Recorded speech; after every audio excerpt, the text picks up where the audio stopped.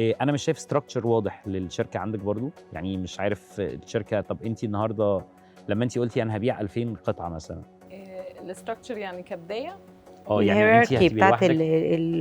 الموظفين. والله مش لوحدي قوي، يعني انا when I thought about this I thought about it مع تيم من عندنا في الجامعه شغالين معايا كده في الريسيرش، وفكرنا ان احنا والله ممكن في يعني huge potential و huge application للفيلد اوف cosmetics، عشان كده اوكي. يعني لسه دي مش كامله بالنسبه لك الصوره في بالظبط واضحه في حاجه زي كده. I see a very big potential in it.